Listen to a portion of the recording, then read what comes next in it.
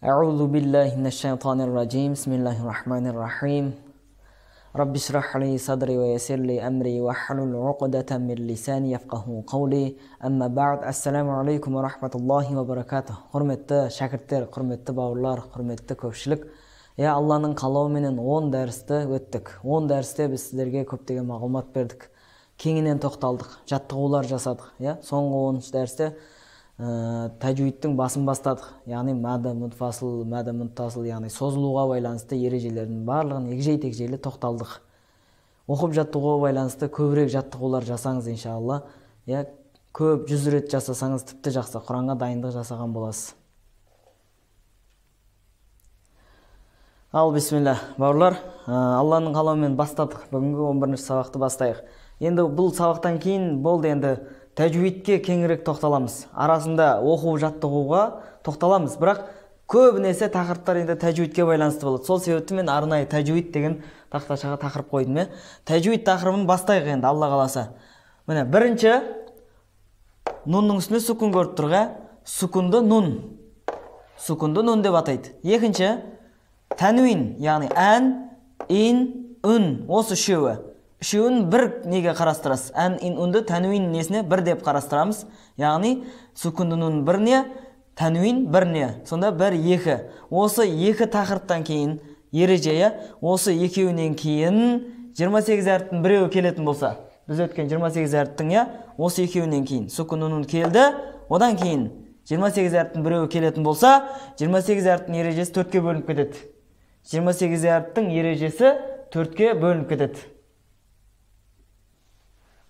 Ал бисмилла, 4-ке бөлінеді дедік. Бауырлар, жаңа ережелер тақтаға жазған нәрсенің бәрін жазып отырыңыздар, дәптерге түртіп отырыңыздар, міндетті түрде. Енді мынаны түртіңіздер.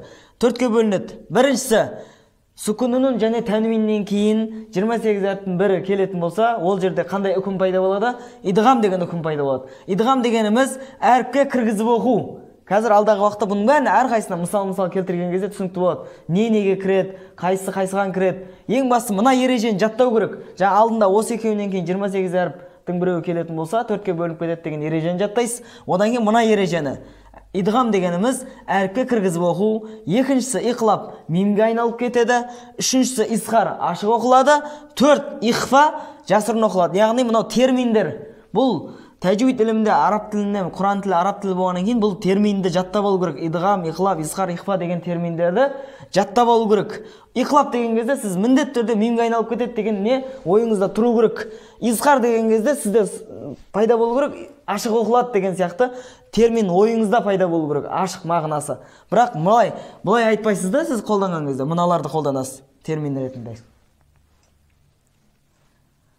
Ал бауырлар, жақсылап үңіліп отырыңыздар, иншалла түсінбеген жерлеріңізді сұрақтан сұрайсыздар. Бірақ сонда да жақсылап ашуға тырысатын тақырыпта. Идғам деген әріпке кіргізіп оқу дедік. Яғни сүкінінің және тәнуиннен кейін ра әрпі, немесе ләм әрпі, мим, нун, вау, осы 6 әріптің біреуі келетін болса, қайтадан сүкінінің және тәнуиннен кейін осы 6 әріптің біреуі келетін болса, мына әріптерге кіргізіп оқимыз. Мына әріптерге не қылады екен? Кіргізіп оқимыз. Яғни сүкінінің және тәнуин оқылмайды о жерде. Мына әріптерге кіріп кетеді. Қазір Алла қаласа мысал келтіреміз, сол кезде жақсы екеуі түсінікті болады. Мына әріптерге кіріп кетеді. Сүкінінің оқылмайды, кіріп кетеді. Мысал келтірейік о жерде ауызша.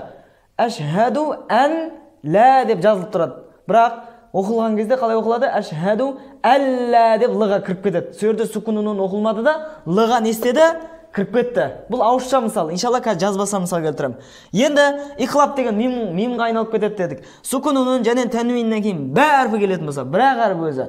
Бә әрпі келетін болса, сүкінінің және тәнуин мимге айналып кетеді. Мим бәғди мысалы. Негізінде мин деп жазылып тұрды өрде.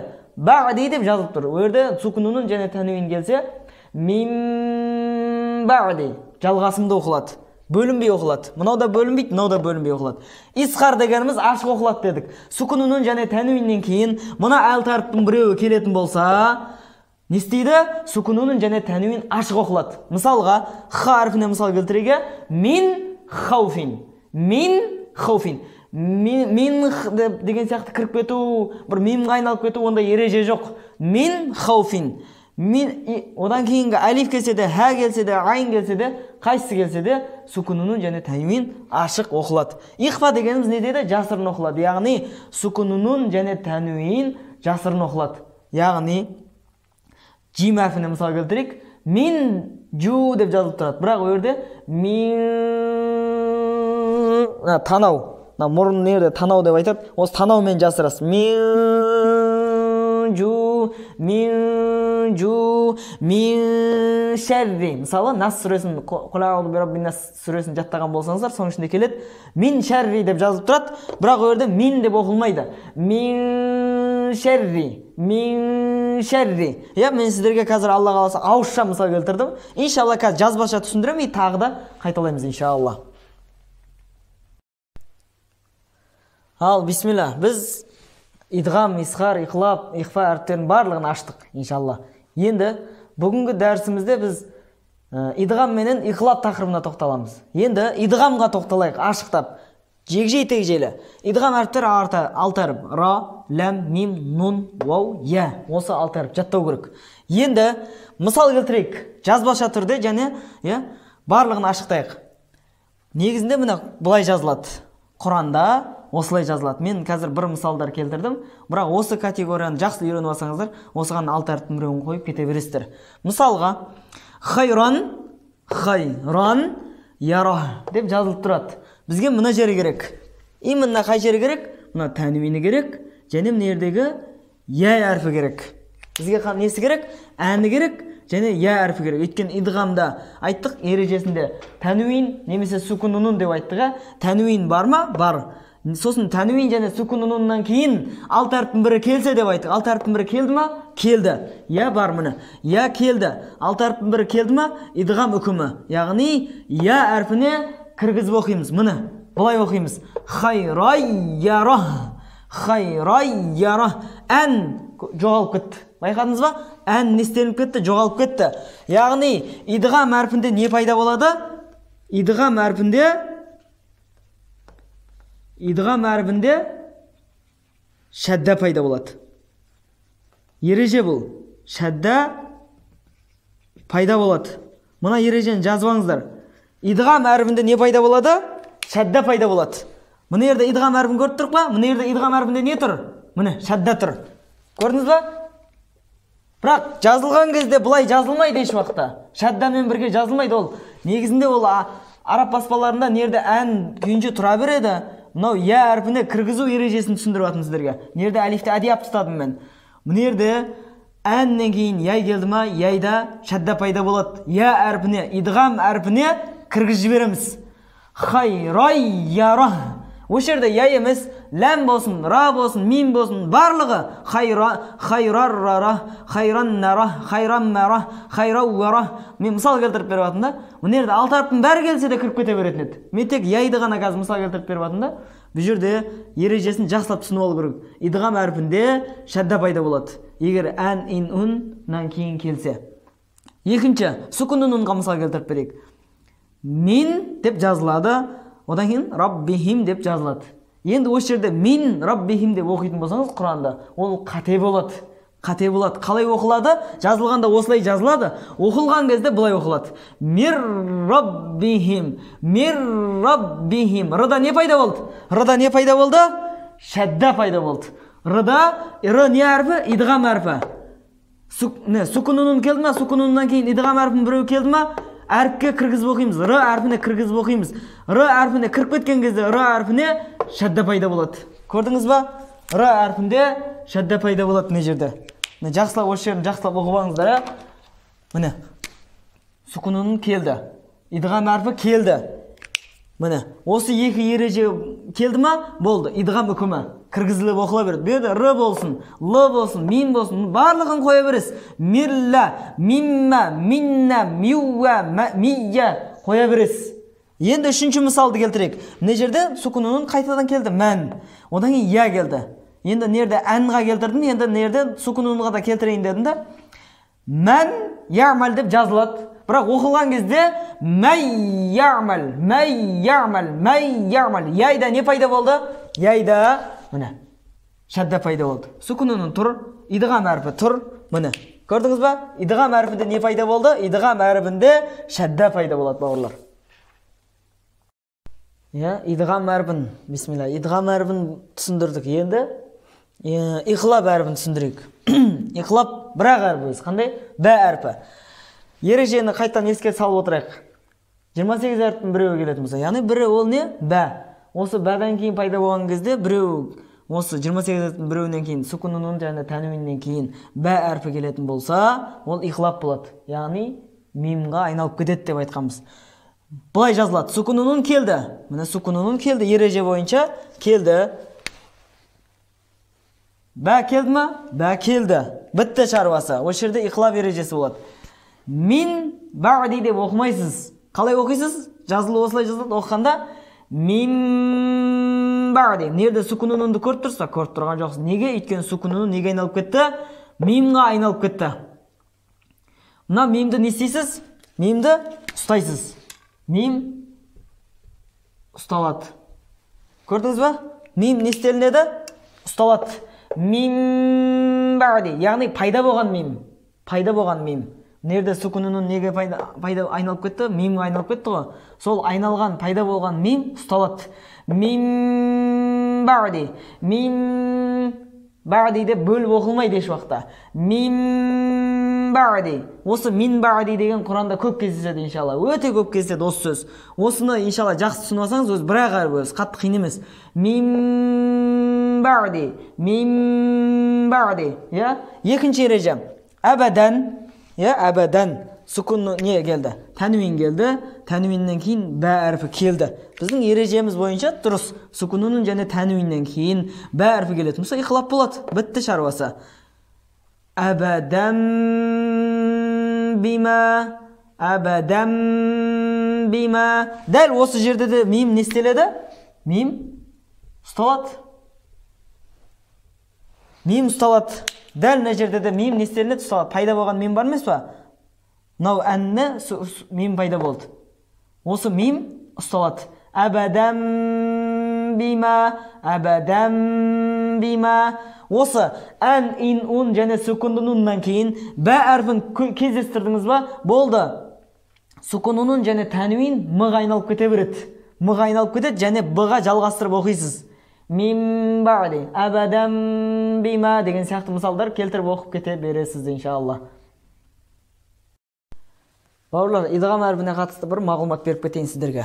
Идғам әрпі екіге бөлінеді. Идғам әріптері екіге. Ғұнналы және ғұннасыз. Қалай бөлінеді? Ғұнналы және ғұннасыз. Ғұнналы деген мынау, ғұнна деген не жер? Деген сияқты нәрсені ғұнна дейді. Сол ғұнналы деген сөз, соны білдіртесіз деген сөз. Деп білдірту. Яғни ғұннасыз деген деп білдірту шарт емес деген сөз.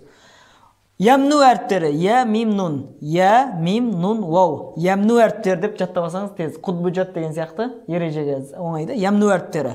Ямну әріптері. Осы төрт әріптің біреуі, енді алты әріп қой идғам. Сол алты әріптіңіз екіге бөлініп отыр да. Сол осы төртеуі сүкунунун және тәнуиннен кейін осы төртеуінің біреуі келетін болса, ғұннамен оқисыз. Мысалы нерде? Яй келді. Мән яғмал. Мәй яғмал деп яйға өтіп кетеді дедік қой. Мәй ғұннаны не істейсіз? Білдіртесіз. Мәй яғмал. Нерде мим келсе де мим бәғди. Вау келсе де миуа. Қайсысы келсе де, нун келсе де мин. Ғұннаны не істейсіз? Білдіртесіз яғни. Шаддаға айналып кетеді дедік қой, шаддаға. Нерде сүкунуннан кіріп кетеді де, идғам әрпінде шадда пайда болады. Және сол шадданы ғұнна арқылы білдіртесіз. Жеткізе алдым, иншалла. Енді ғұннасыз деген ләммен ұра деп білдірту шарт емес уже ғұннамен.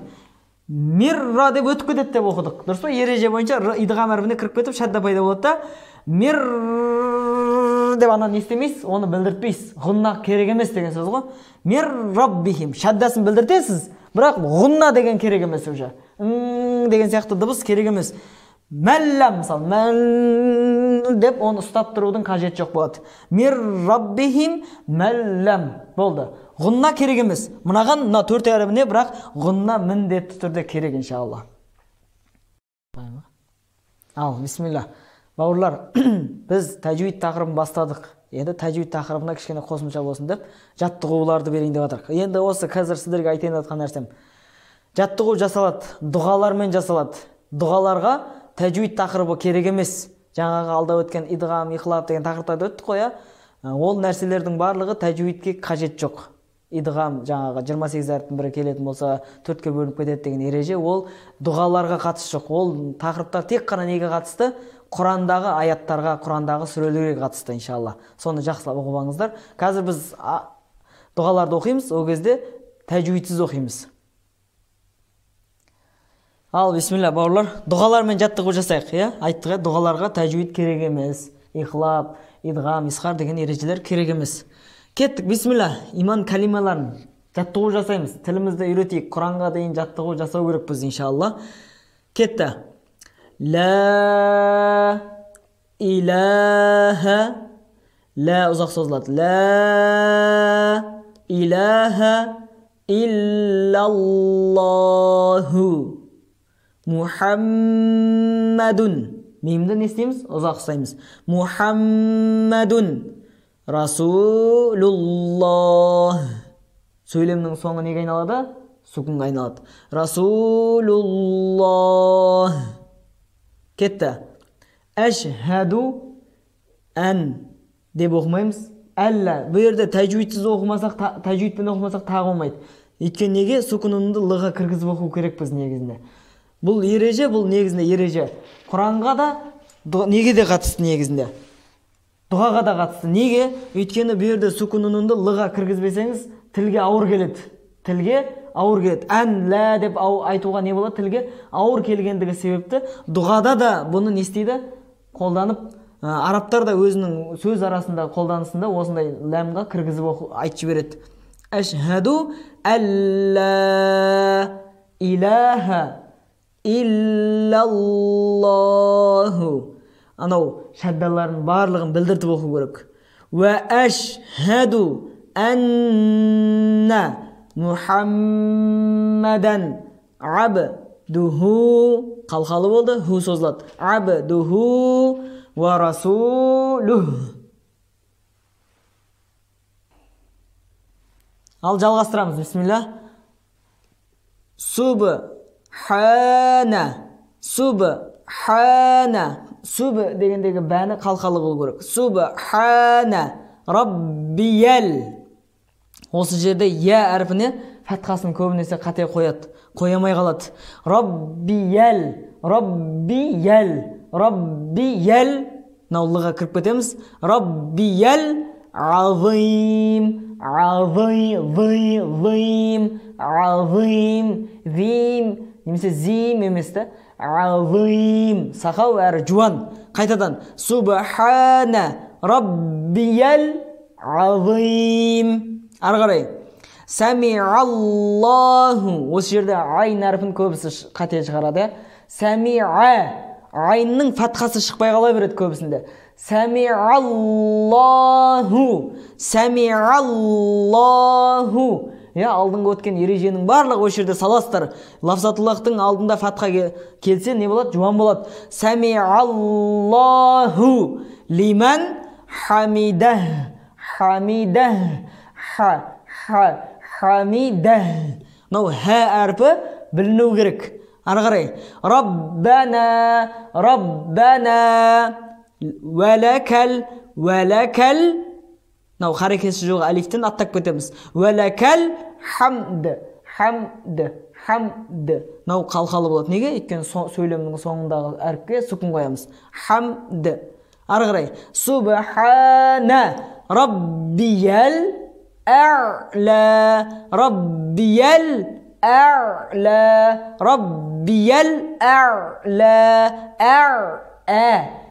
Айнды айтпай тұрып, әні айтып алу керек осы жерде. Алифтің харекесін шығарып алу керек бірінші. Анау айнны айтып жібереді. Раббиял ә'лә. Анау алифтің фатхасы шықпай қалады. Осы жерде мән беріңіздер. Раббиял ә'лә. Арғарай. Әссәләму алейкум ва рахматуллах. Лафзатуллахтың алдында дамма келсе де не болады? Жуан болады. Ва рахматуллах. Аллахумма антассаламу ва минкассаламу табаракта. Табаракта я зал джалали вал икрам. Ал жалғастырамыз. Субхана каллахумма. Осы жерде оқуға барысында бөлінеді, жазу барысында бөлінбейді. Нун мен кәні көріп тұрсыз ба? Нун, кә екеуі не істелініп тұр? Жалған жазылып тұр. Бірақ оқылған кезде ол екеуі буынға не істелінеді? Бөлініп кетеді. Субхана деп нәні былай қарай жібересіз. Каллахумма деп кәні былай қарай жібересіз. Екеуі екке бөлініп кетеді. Оқу барысында яғни. Субхана каллахумма. Буынға бөліп оқуға рұқсат. Үйренгенше. Ва бихамдик. Ва бихамдик. Дик. Дик деп атқан жоқпын. Дик. Білдірту керек. Ва бихамдик. Ва табаракас. Сукынға кіру керек. Ва табаракас. Ва табара деп бір буынға бөлсеңіз болады. Ва табаракасмук. Касмук. Ары қарай. Ва та'ала. Ва та'a. Осы жерде айында айтқан кезде та екеуін жалғастырмау керек. Ва та ол бөлек, а бөлек. Ва та'a. Ва та'ала жаддук. Жаддук. Ва ла илаха. Илаха ғайрук. Ғайрук. Ғайрук. Ғайн әрпі біліну керек, иншалла. Ал бауырлар, дұғалармен жаттығу жасадық біз, бұның барлығы иншалла көпшілік қауым білет, намазда оқылатын дұғалар. Осыларменен тілді жаттығып атырық қазір. Харекені қою, айн әріптері, ха, жуан, сақау, барлық әріптерді орын-орнына қойып жаттығу жасап атырық. Осыларды үйде кем дегенде көп 100 рет, көбі 100 рет, кемі 30 рет қайталаңыздар иншалла. Құранға дейін жаттығу жасалыну керек иншалла. Ал бисмилла бауырлар. Кеңінен мағлұматтар айттық, тәжвидке байланысты және оқып жаттығуға байланысты иншалла кеңінен тоқталдық. Енді үй тапсырма сіздерге. Үй тапсырма.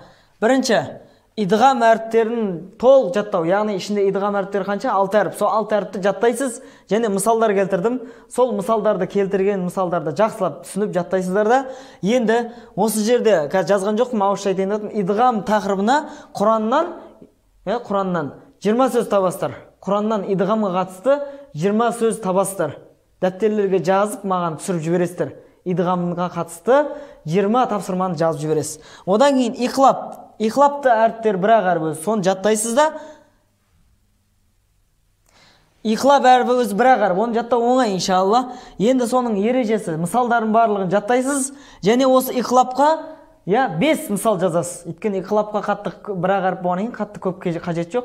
5 мысал жазасыз. Идғамға 20 мысал жазасыз. 20 мысалдың несін барлығын үй тапсырмасы ретінде орындайсыз. Ал иқлапқа 5 әріп, Құраннан 5 сөз жазасыз. Енді үшінші тапсырма дұғаларды жаттығу жасау. Біз сіздерге жаттығу жасап көрсеттік. Осыларды жаттығу жасайсыз. Кемі 30, ең ұзақ 100 рет жаттығу жасайсыз. Және бұларды қатесіз жаттап аласыз иншалла. Ассаламу алейкум ва рахматуллахи ва баракатуху.